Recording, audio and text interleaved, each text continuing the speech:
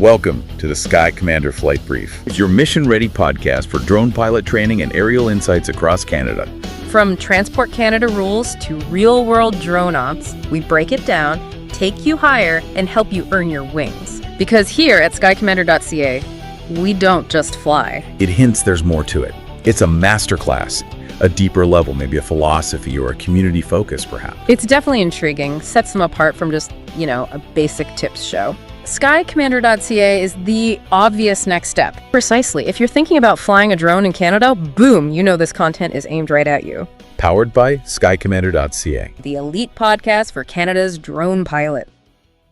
Okay, let's get started. Today, we are really getting into the weeds on something critical for professional drone pilots. We definitely are tackling, those really complex, high-stakes airspace situations. Yeah, the ones that can really trip you up if you're not careful. We're talking about operating commercially when you bump up against serious restrictions. Exactly. Specifically, things like temporary flight restrictions, TFRs, and also the complexities of flying across the border, say, between the U.S. and Canada. That's right.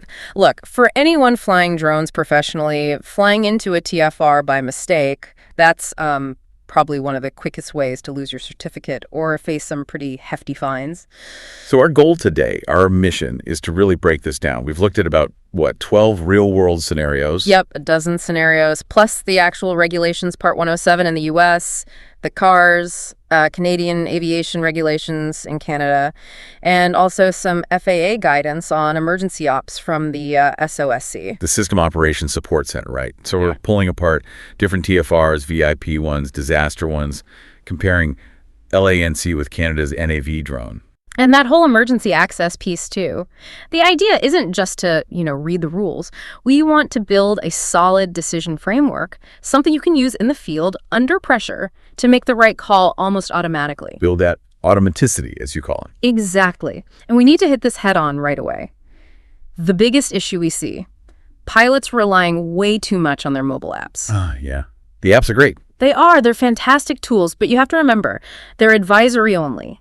The absolute number one safety principle, the thing you must anchor to, is that the official sources, the NOTAMs, the actual TFR text, they always trump whatever your app says.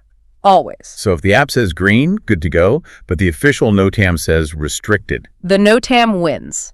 Every single time. No question. Launching based just on the app in that situation, that's a violation waiting to happen. Okay, let's unpack all of this then. We're thinking about this in sort of three main pillars, right? That's the plan. First, we'll tackle the fence. That's understanding the TFR rules themselves where the conflicts happen. Okay, the fence. Second, the badge. That's about emergency access, the special governmental interest or SGI process, how you might get through the fence legally in very specific situations. Got it. That's special key. And finally, developing cross-border instincts, really understanding those subtle but super important differences between flying in the U.S. and Canada. All right, let's build that framework. Starting with the fence. Okay, the fence, the barrier itself. If you're flying commercially, you have to understand TFRs inside and out, no shortcuts. Right, and people often get them mixed up with just like regular controlled airspace, don't they? Can you clarify exactly what a TFR is? Sure. So a temporary flight restriction, the key word there is temporary. It's a restriction put on a specific chunk of airspace for a limited time. Okay. It gets published officially via a NOTAM, a notice to airmen, and this is crucial. It's completely separate from your standard airspace classes like B, C, or D. So Class B is always there on the map, but a TFR is like a pop-up wall. That's a great way to think about it. An invisible wall that can appear and disappear based on, events or emergencies. It's not fixed geography. And checking for that wall. That's squarely on the pilot's shoulders. 100%. The rule is Part 107.49. It says every single pre-flight check must include assessing the local airspace, and that specifically calls out TFRs and other restrictions. Isn't there a mnemonic for that pre-flight check? Yeah, we use WARG, check the weather, the airspace, including TFRs, that's the key one here, the risk to people and property, and any ground hazards. Skipping that A for airspace, that's just asking for trouble. It's a direct line to non-compliance. Let's circle back to that app issue, the controlling source. Why do pilots keep making that mistake? Trusting the app over the official NOTAM.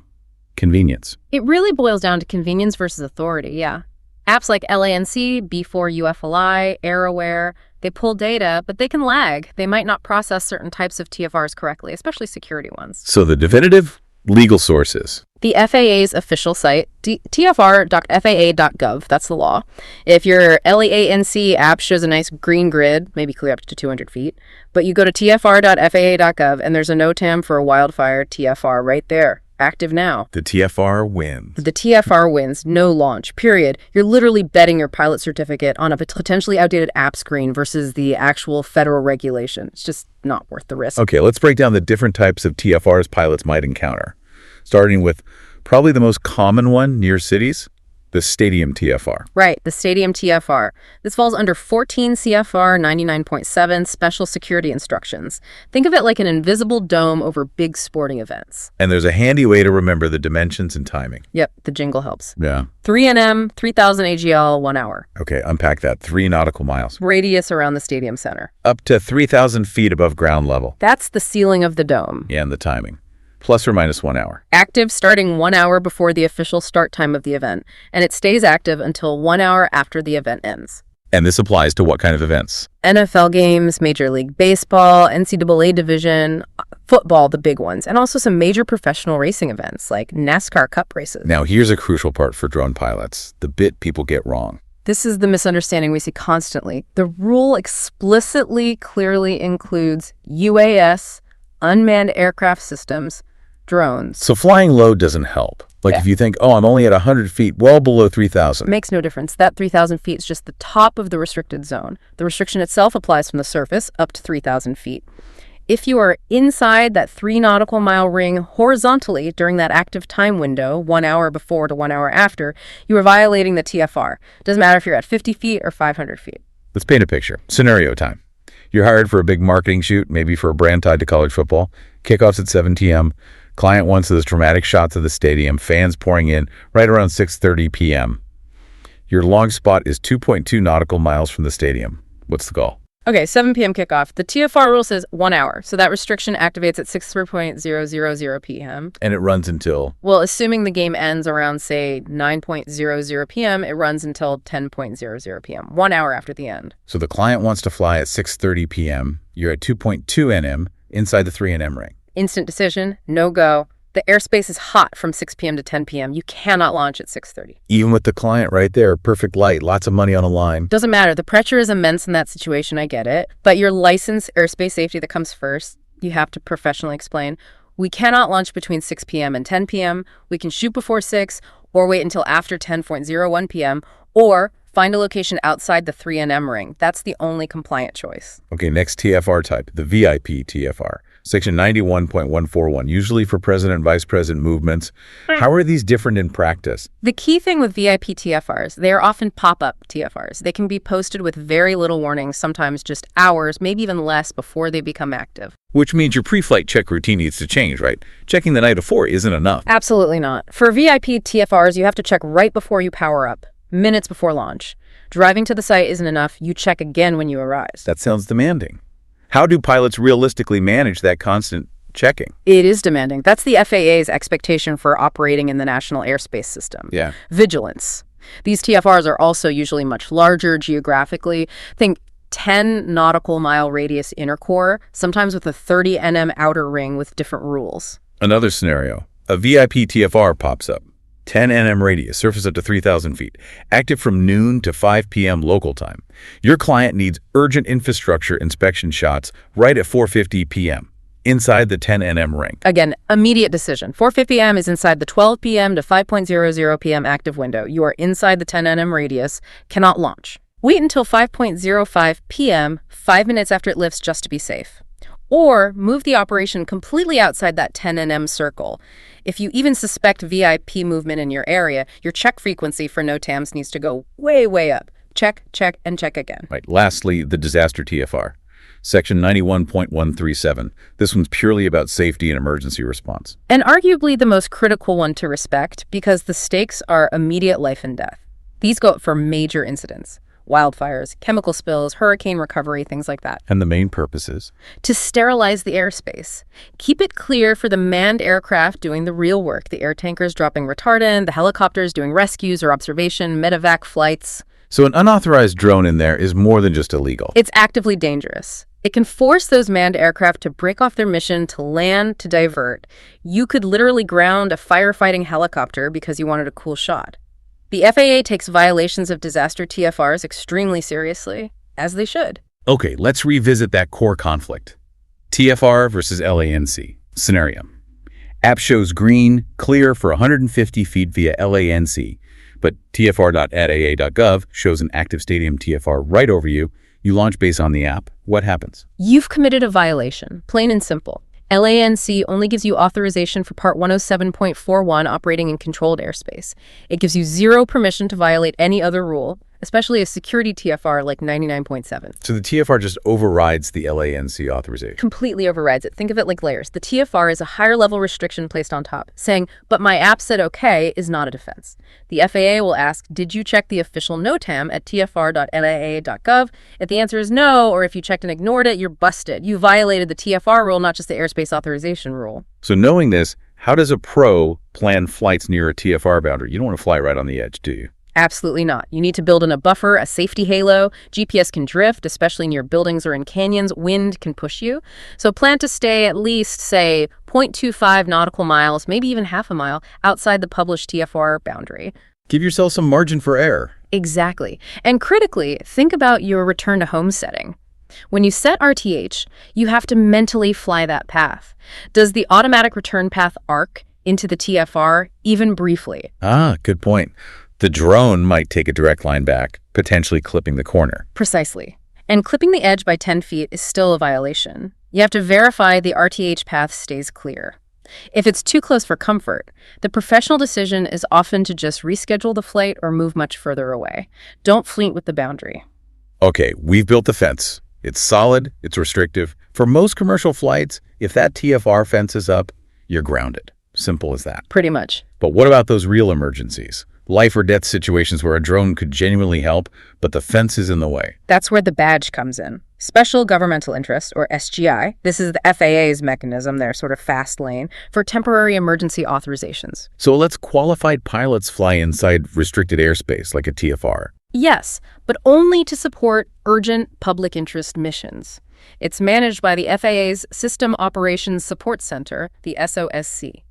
It's not really a waiver in the normal sense. It's more like a rapid temporary permission slip for a very specific critical flight that has to break the normal rules because of the emergency. That's a key difference then. It's not like applying for a regular Part 107 waiver for, say, night flying. Totally different. Getting a standard Part 107 waiver, like for night ops or BVLOS, takes weeks, sometimes months. It's a planned, deliberate process with lots of safety documentation.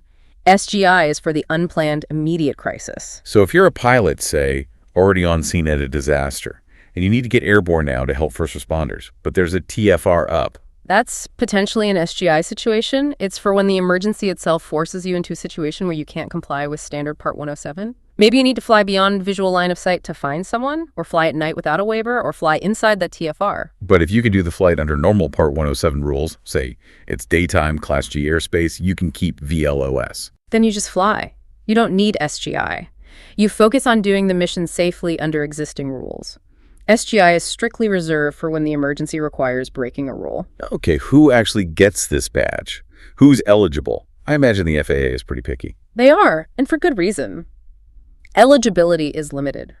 You need to be either a certified Part 107 remote pilot or flying under a COA, a certificate of authorization. That usually means public agencies like police or fire, or maybe contractors working directly for them under specific agreements, Section 44807 operators. What about recreational flyers? You know, the Good Samaritan who shows up with their drone wanting to help. Unfortunately, no. Recreational flyers are explicitly excluded. Why is that? If someone has a drone and wants to help find a missing person. Two main reasons, according to the guidance. First, legally, the definition of recreational flying is just that, for fun, for recreation. Assisting in an official emergency response isn't recreation. Okay, legal definition. Yeah. What's the other? Safety and competence. When the SOSC grants SGI, they're putting a drone into potentially very busy, complex emergency airspace. There might be medevac helicopters, police planes, news choppers already there, maybe flying non-standard patterns. Like it could be chaotic. Exactly. The FAA needs absolute confidence that the drone pilot understands airspace rules, radio communication, deconfliction procedures, and just the overall gravity of operating safely around manned aircraft in a high-stress environment. That's why having the Part 107 certificate demonstrating that baseline knowledge is key. So the advice for someone wanting to help in the future is? Get your Part 107 certificate and maybe affiliate with a local recognized organization, search and rescue, volunteer fire department, emergency management agency. Get trained with them. That's the pathway to being able to assist officially and safely. Makes sense. Let's talk process. I'm a 107 pilot. I'm at a major incident. A TFR is up, and there's a genuine need for my drone. How do I contact SOSC and get this SGI authorization? Okay, first thing, preparation helps. The FAA has an emergency operation request form online. Ideally, you'd have this partially pre-filled with your pilot info, drone registration, etc. So you don't waste time filling that out during the crisis. Right. When the emergency happens, you quickly add the specifics. What's the emergency? Where exactly do you need to fly? Location, altitude, area shape, for how long? Then you email that form to the SOSC. Email, and you must follow up immediately with a phone call. Don't just send the email and wait. Call them. Their operations center is staffed 24/7 specifically for these kinds of urgent requests. The call initiates the real-time coordination. Okay, now here's a detail the source material really emphasized, the location format. Work. Latitude and longitude have to be in degrees, minutes, seconds, not the decimal format my phone GPS uses. Yes, this is a super critical, practical detail that trips people up and causes delays. Your phone, Google Maps, lots of drone apps, they often default to decimal degrees because it's, cleaner looking. Right, like 34.12345 degrees north. Exactly. But the air traffic control facilities, the actual controllers in the towers and radar rooms that SOSC has to coordinate with, they use degrees, minutes, seconds, DMS format, like 34 degrees, 7 minutes, 24 seconds north. Why haven't they standardized? It's legacy systems meeting modern tech. ATC charts, plotting tools, procedures are built around DMS. If you send SOSC decimal degrees, someone on their end has to manually stop, pull out a converter, translate it to DMS, then call ATC to deconflict your flight. And in a real emergency, those minutes matter. They absolutely matter. So the prepared pilot knows this. They make sure their GPS is set to output DMS, or they use a conversion tool before they submit the request. Sending it in the right format streamlines the whole process and gets you an answer faster. It still feels a bit analog, though. Yeah. A phone call, an email form, specific formatting. Why isn't SGI automated like LANC, especially for known public safety agencies? That's a fair point, and it highlights the complexity. LANC works well because it's mostly handling access to static, predictable, controlled airspace grids. SGI is dealing with dynamic, unpredictable, often chaotic emergency airspace. Right, the situation on the ground is changing constantly. Exactly. Imagine a wildfire. You've got air tankers at 1,500 feet, spotter planes, helicopters dipping water at 500 feet, all moving around. An automated system can't easily assess the real-time risk of inserting a drone into that mix. So you need a human coordinator. You need a human at SOSC talking to the incident commander on the ground, talking to the local ATC, understanding the entire aerial picture, and then figuring out if and where your specific drone flight, say 150 feet AGL in this little box for 10 minutes, can safely fit without interfering with the manned aircraft. Automation isn't quite there yet for that level of dynamic deconfliction. The manual coordination, while maybe slower up front, ensures safety in that complex environment. If it is a genuine life or death type emergency, how fast can that verbal approval come over the phone? Potentially very fast. The sources mention cases like police needing immediate eyes on a fleeing suspect or firefighters assessing imminent flood danger, where verbal authorization came through from SOSC in just like 3 to 5 minutes after the call. Wow, okay. But that speed is reserved for immediate threats to life. For things that are urgent but maybe less immediately critical, like documenting an accident scene after the immediate danger has passed, they'll likely require the email form first to allow for more thorough, though still expedited coordination. Let's clarify the boundaries. Yeah. What are clear examples of successful SGI use? Okay.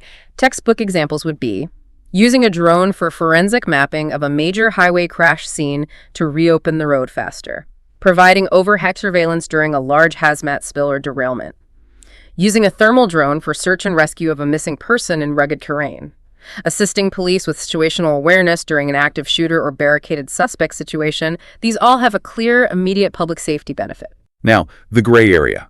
That construction crane example. Client says a crane hook on a skyscraper looks faulty, might fail catastrophically. They claim it's an emergency. But it's inside an active VIP TFR. Can they use SGI? That's almost certainly a no on SGI. While it's a serious issue for the construction company, maybe even a potential safety hazard for workers on site, it likely doesn't rise to the level of an imminent public safety emergency that justifies bypassing a security TFR via SGI. So urgent for the client doesn't equal emergency for the FAA. Exactly. And you definitely cannot use the Part 107.21 emergency deviation rule as a loophole to just launch into the TFR anyway. Right. Clarify 107.21 again. It's not a pre-launch permission slip. Yeah. Part 107.21 is purely for in-flight emergencies. It lets you deviate from the rules only to the extent necessary to handle an immediate danger that arises while you are already flying. Think bird strikes, sudden loss of GPS forcing you into controlled airspace to land safely, that kind of thing. It's reaction to an unexpected event mid-flight. Precisely. It is not a tool to justify intentionally launching into a known restriction, like a TFR, just because your client thinks their job is urgent.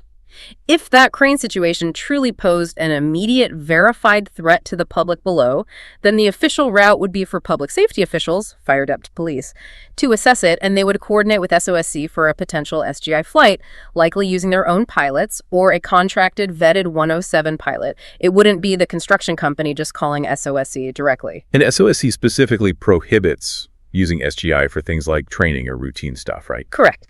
SGI is for bona fide emergencies only, not for practice runs, not for news gathering, not for commercial inspections disguised as emergencies. So the real takeaway here is proactive planning. Absolutely. If your organization thinks it might need to fly at night or over people or maybe even BVLOS for certain types of responses, get the necessary waivers now. Don't wait for the emergency. Apply for the standard Part 107.29 night waiver, for example. Yes. And for public agencies or large companies, look into getting broader COAs or entity-wide waivers. That builds the capability systematically rather than relying on individual pilots scrambling for SGI in a crisis. Preparation beats reaction every time. Okay, let's broaden our view now. We need to develop some cross-border instincts. Lots of pilots operate near the U.S.-Canada border or work for companies that do business in both countries. Understanding the rules on both sides, FAA Part 107 versus Transport Canada's Part 9X, is pretty vital. It really is. You cross that imaginary line in the sky, and the rules can change significantly in some areas. Let's start with the similarities, though. What's generally the same between the U.S. and Canadian drone regulations? Where's the common ground? Well, the basic safety philosophy is quite aligned. Both systems put a high priority on pilot competency, aircraft registration, and just overall safe operations. So pilot certificates are required in both? Yes. Part 107 Remote Pilot Certificate in the U.S. In Canada, they have basic and advanced pilot certificates, depending on the type of operation, and registration is mandatory too, over 0.55 pounds, which is 250 grams in the U.S. In Canada, it's required for anything 250 grams or heavier, so basically the same weight threshold. And standard operations are visual line of sight? Yes. VLOS is the default in both countries. Flying beyond visual line of sight, or BVLOS, requires special permissions or waivers in both systems. What about accessing controlled airspace, like near airports? That's another key similarity. Both require digital authorization. We use LANC in the U.S. Canada uses an AVI drone, which is run by NE Canada, their air navigation service provider. Functionally, they're very similar. Request permission for a specific time and altitude in a grid, usually get automated approval quickly. Permitted in both, again with conditions. Proper anti-collision lighting on the drone is required, and pilots usually need specific training or qualifications. And finally, both absolutely require thorough pre-flight planning, including checking NOTAMs and flight restrictions before every single flight. That's universal. Okay, so a solid foundation of shared principles. Now, for the tricky parts of the differences. Yeah. This is where pilots can get caught out. Let's talk about flying near big public events. Right. This is a really distinct difference reflecting maybe different national approaches to risk. In the U.S., we primarily handle this with that specific stadium TFR we discussed, 3NM, 3,000 feet, 1 hour, mainly for major pro and college sports. Focus on security at those specific high-profile events. Pretty much. Canada takes a much broader approach under their CARS Part 9X. They require something called an SFOC RPS, a special flight operation certificate for remotely piloted aircraft systems for flying near any advertised event. Any advertised event, not just big sports, so like a concert, a town festival, a farmer's market if it's advertised. If it's advertised to the public, yes. The trigger is much lower and broader than the U.S. Stadium TFR. It could be a music festival, a local fair, even smaller sporting events if they're publicly advertised. Wow. And does that SFOC requirement apply to all drones? What about those little micro drones under 250 grams? They usually have fewer rules in Canada, right? They do have fewer rules generally, but, and this is the critical distinction from the sources, they are not exempt from needing an SFOC RPS for advertised events. Really? Even a tiny sub-250-gram drone needs a special certificate just to fly near a local festival. That's correct, according to Transport Canada's rules. Their rationale seems to be focused on the risk to the public gathering itself. Even a small drone could cause panic, disrupt the event, or pose a hazard if it fails over a crowd. So regardless of drone size, if it's an advertised event, you need that SFOC. That's a huge difference. In the U.S., that micro drone near a local festival would likely be fine, assuming no other restrictions. In Canada, it needs a specific permit. Exactly. Major difference in regulatory philosophy for events. Okay, let's shift to the cutting edge. BVLOS, beyond visual line of sight. The U.S. seems to be moving slowly towards standard rules with the Part 108 proposal, but it's mostly waivers now, right? Yes, in the U.S., routine BVLS still generally requires getting a specific Part 107 waiver, often under Subpart E. It's usually a complex, bespoke application process for each operator and operation type. The Part 108 NPRM Notice of Proposed Rulemaking aims to create more standardized rules for certain lower to medium risk BVLOS, but it's not final yet. How does Canada compare? Are they ahead on this? They are, actually. Canada has already implemented a framework, effective November 4th, 2025, for what they call lower-risk BVLOS, termed Level 1 complex operations. Level 1 complex BVLOS. What does that involve? Is it just a pilot license thing? No, and this is key. It's a multi-layered approach that goes way beyond just the pilot's knowledge. To conduct these Level 1 complex BVLOS ops in Canada, you need three things working together. Okay, what are they? 1. The pilot certificate level 1 complex. So yes, the pilot needs specific BVLOS knowledge and certification. 2, an RPOC remotely piloted aircraft system operator certificate. This is huge. It's an organizational level certificate. Certifying the company, not just the pilot. Exactly. The RPOC verifies that the operator, the company, has robust systems in place, safety management, detailed operational manuals, proper training programs, maintenance tracking, emergency procedures. It's like an audit of the entire operation's safety culture and processes. Okay, pilot operator. What's the third piece? 3, the aircraft itself needs an RPAS safety assurance declaration based on Transport Canada's Standard 922. This is technical proof about the drone's reliability and safety features. So evidence the drone is built well, has reliable command links, maybe required safety features like flight termination systems. Precisely. Standard 922 provides the technical requirements the manufacturer has to meet and declare compliance with. So Canada's approach is holistic. Certified pilot, certified operator, and certified aircraft safety level. All three are needed for their standardized lower-risk BVLOS. That sounds much more comprehensive than the current U.S. waiver system. It focuses on the whole ecosystem. It really does. It shifts from just, can the pilot pass a test, to, is the pilot qualified? Is the company running a safe operation? And is the drone itself reliable enough for this mission? This performance-based system gives Transport Canada the confidence to allow more routine BVLOS. And you mentioned this could be a blueprint for U.S. companies seeking waivers now. Absolutely. The structure required for a Canadian RPOC, the detailed manuals, the risk assessments, the safety management system, that's an excellent template for building the kind of robust safety case the FAA wants to see in a U.S. Part 107 BVLOS waiver application. Mimicking that structure is smart preparation. Interesting. Okay, what about flying over people, OOP? The U.S. has its 4 categories based on potential injury linked to manufacturer declarations, right? Yep. Part 107, Subpart D in the U.S. uses categories 1 through 4. Manufacturers have to show, through testing and documentation, the means of compliance, MOA-C, and Declaration of Compliance, DOC, that their drone meets the safety requirements for a given category. Maybe it's light enough, or designed not to cause serious injury, or has a validated parachute system. How does Canada handle flying over people? It's conceptually similar, but tied back into their overarching safety framework. Canada uses distance rules. How close you can fly depends on the operation's risk level, basic versus advanced, and critically, on the drone's RPAS safety assurance level under that same Standard 922. So the manufacturer declares, based on standard 922 testing, this drone model meets the safety requirements to fly X close to people. Essentially, yes. It connects the OOP permission directly to the verified safety and reliability of the specific drone model using that standardized 922 framework again. Similar goal ensuring safety, but implemented through their integrated system rather than the U.S. Category DOSI approach. Got it. One last comparison, remote ID. Big topic in the U.S. Enforcement started in March 2024. What's the situation in Canada?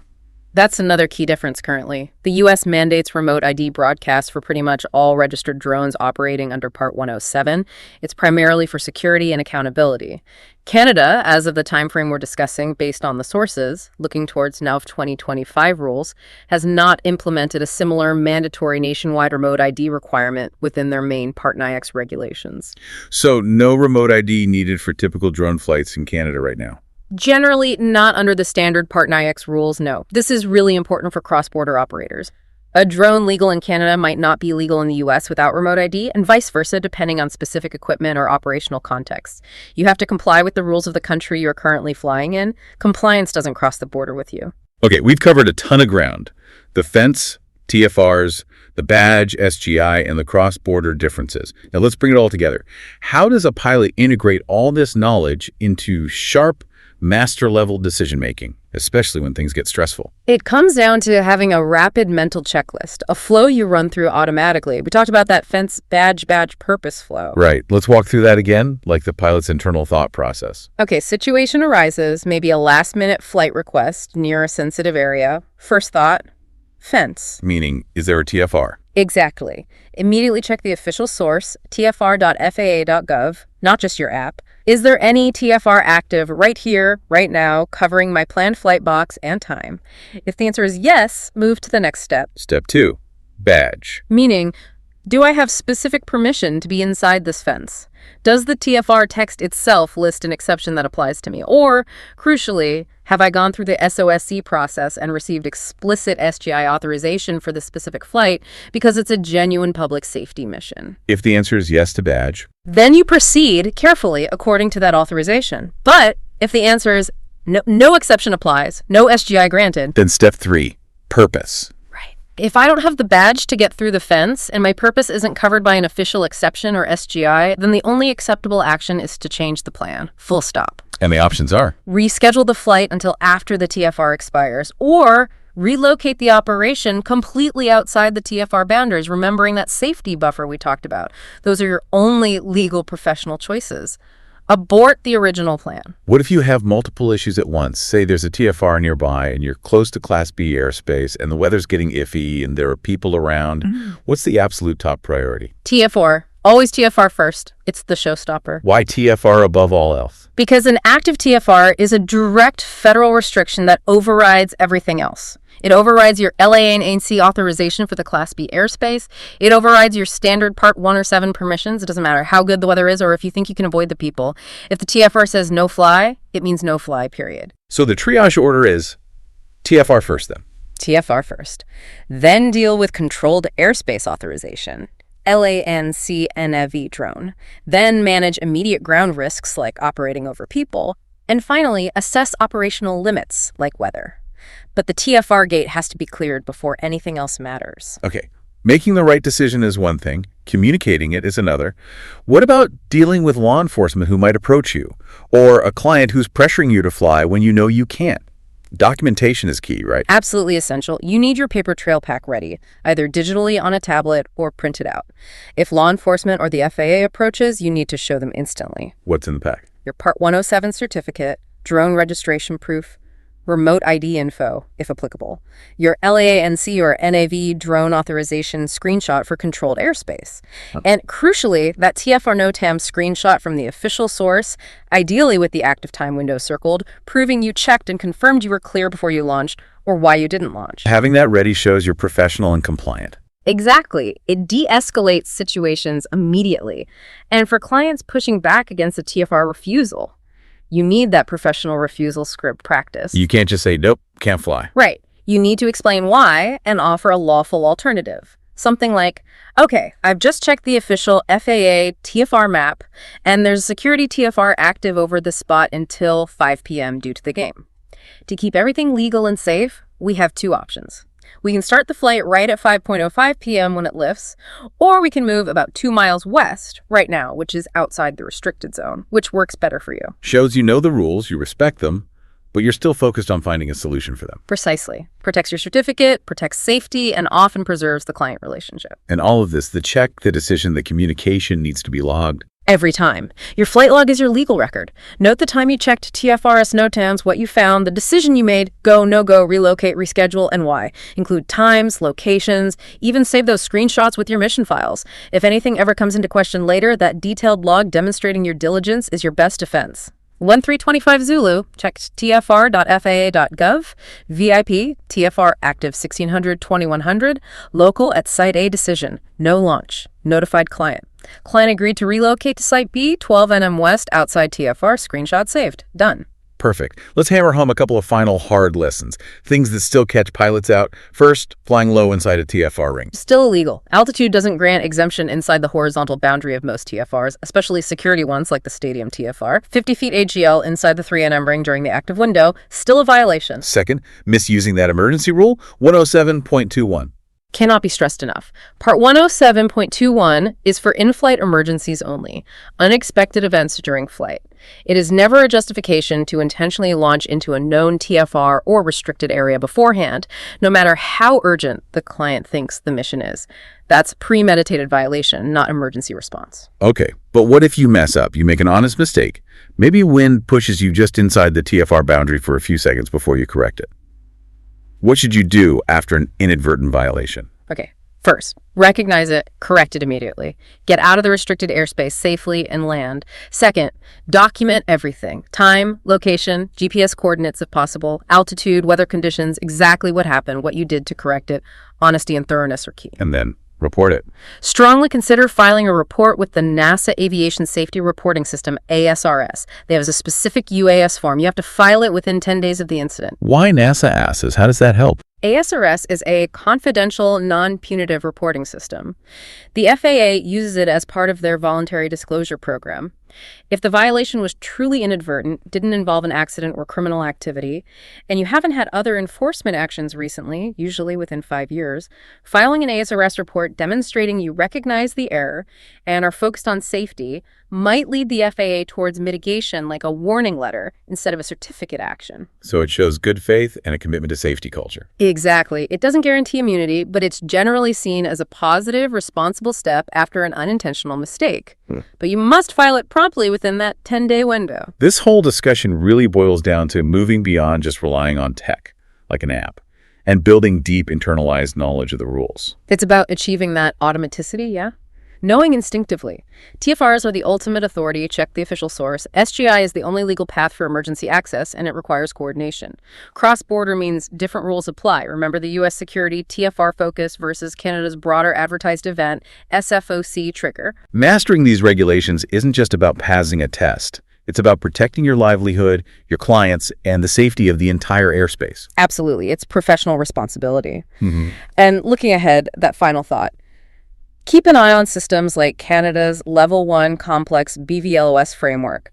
It's already showing the way forward. How so? It demonstrates that the future of advanced operations, especially BVLOS, isn't just going to be about the pilot having a license. It's going to be increasingly about proving the safety and reliability of the entire system.